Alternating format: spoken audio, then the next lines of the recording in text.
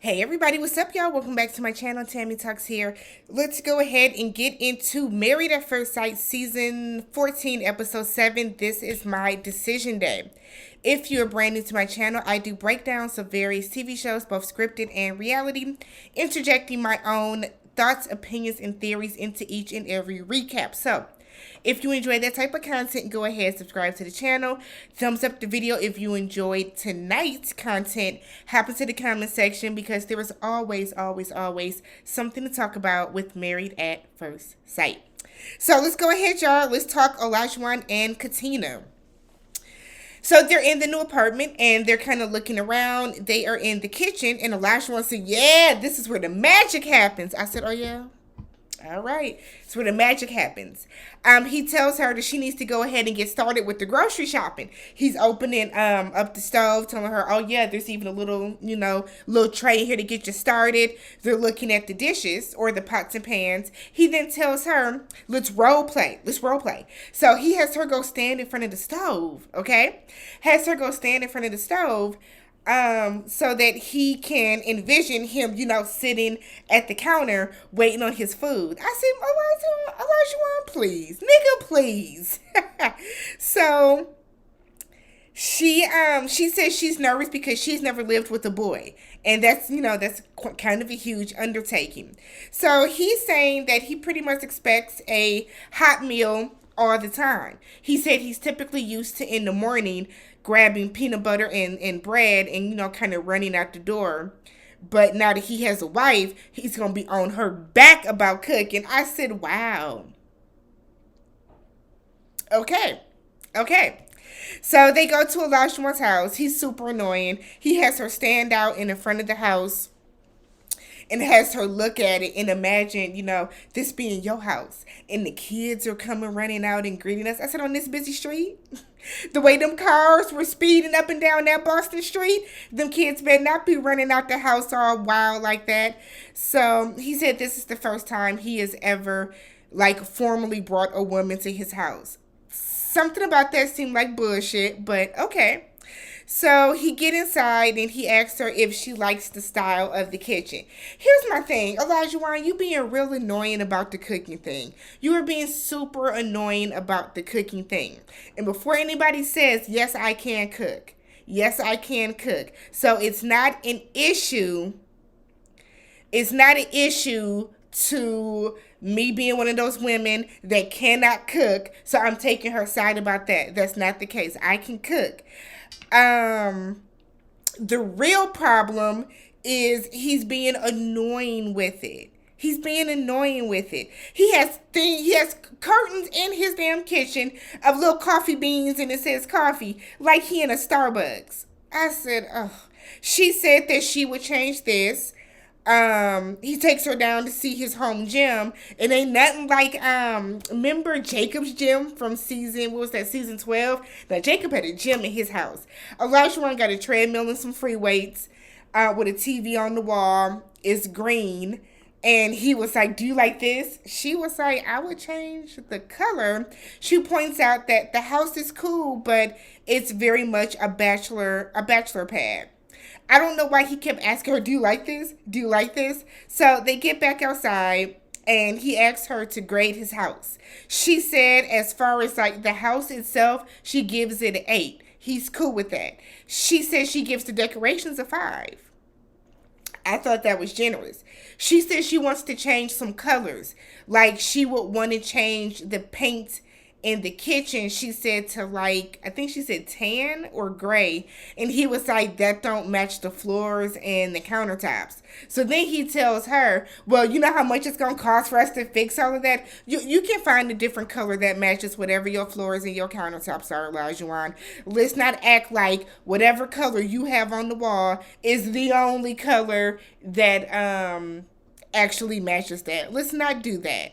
So she also said too, I don't know how he expects me to want to live here, but doesn't want me to be able to change anything. It has to feel like it's my house as well, which it does. But let's talk about all that later, right? So they're back at the apartment. Pastor Cal comes over.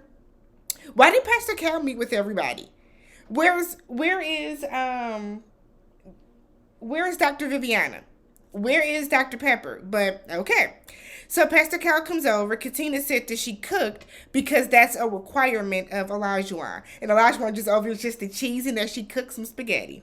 She cooked spaghetti and garlic bread, and that's what you're that excited about.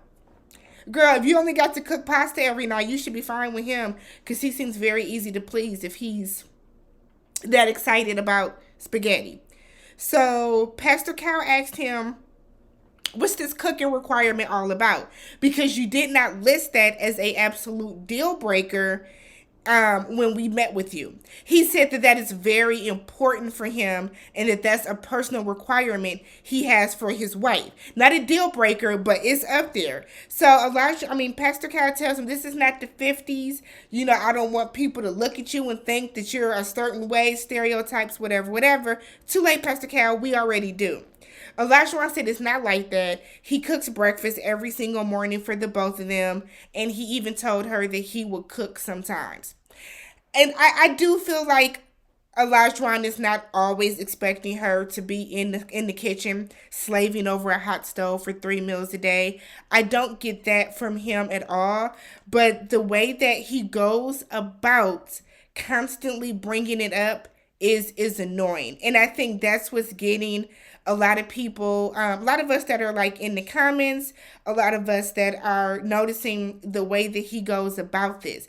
It's one thing to say that, yeah, we need to cook at home sometimes. We're not going to always eat out. There's a difference between the way that he goes about it and the way that he says it in a way where he is almost demanding that she constantly cooks for him, right? So Pastor Cal, Pastor Cal asks, how does he feel about their communication? How does he think it's going between the two of them? Katina always looks to Olajuwon before she speaks.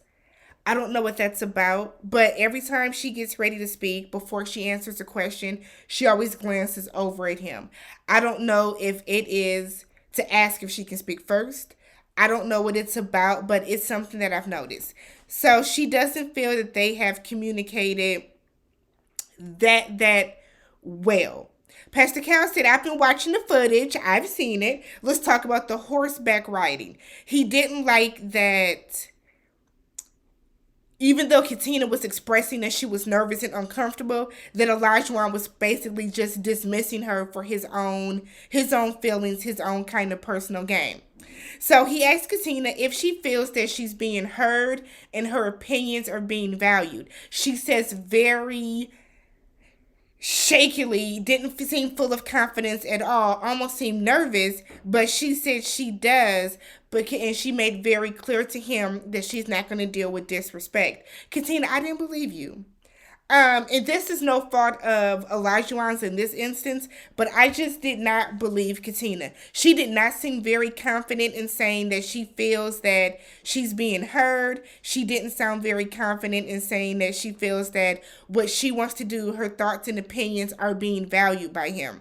Because we've seen Olajuwon talk over her, but it's up to her to stand up for herself and tell him, yo, look, I'm telling you something because this is how I feel about it. That's completely up to her to do. That has no bearing on Olajuwon. So Pastor Cal asks if they have been intimate. And they both lied and said no.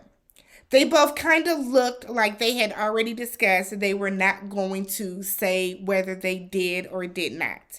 Olajuwon said that it is his decision on why they haven't, and it's because he doesn't want them to, get into having sex. It doesn't work out, and then it turns around and it looks a certain way on camera. Pastor Cal kind of tells him, like, don't look for this to be the end. You know what I mean? Don't come in looking towards the end, because if you have that negative outlook, then that's what's going to, that's what's going to happen. So Olajuwon hears what he's saying. I think Olajuwon doesn't want to come across as a fuckboy on TV. And I think basically Olajuwon, I don't know how to phrase it. I feel like Olajuwon doesn't want to bring Isaac out. And maybe Olajuwon has been fasting and abstaining from sex in a way to make sure that he keeps it together for his wife. But I don't know. I think they had sex. I don't believe them when they say that they didn't, personally. Um, he asked Katina, does she kind of feel that he is not sexually attracted to him? And she said that sometimes she does. Olajuwon is confused by that. He said because he's always touching and grabbing on her, way more than she touches and grabs on him. And he would say she even pulls away sometimes. Pastor Cal said, yeah, she's probably pulling away because she doesn't feel that you really, really, she doesn't feel the sexual attraction from you. Somebody on Twitter pointed out that they don't think Olajuwon is attracted to Katina, sexually attracted to Katina. And I thought that was interesting because from what we saw when he was talking, when they first met at the wedding, he seems like he is. But like I said, I think they've slept together and they both just have a united front where they're going to say that they did not. Pastor Cal encourages them too. I want him to stop doing that too. I feel like Pastor Cal is one of those people that every time the couples are having some type of issue, him and Dr. Viviana, they love to tell people, why don't y'all just go fuck it out? That's basically what they're saying. So Pastor Carol just reminds them, y'all are married. Y'all need to do what married people do. That might help some of the chemistry. That might bring her a little closer to you, intimacy, all that kind of good stuff. So let me know how you guys feel about that. Do y'all think they slept together or not? And if no, what do you feel about Pastor Cal kind of overlooking how Olajuwon talks to her and kind of being like, maybe y'all just need to go sleep together? That was kind of weird. If you have not already, check out the videos from the other couples from tonight. Subscribe to the channel, and I will catch you guys in the next one.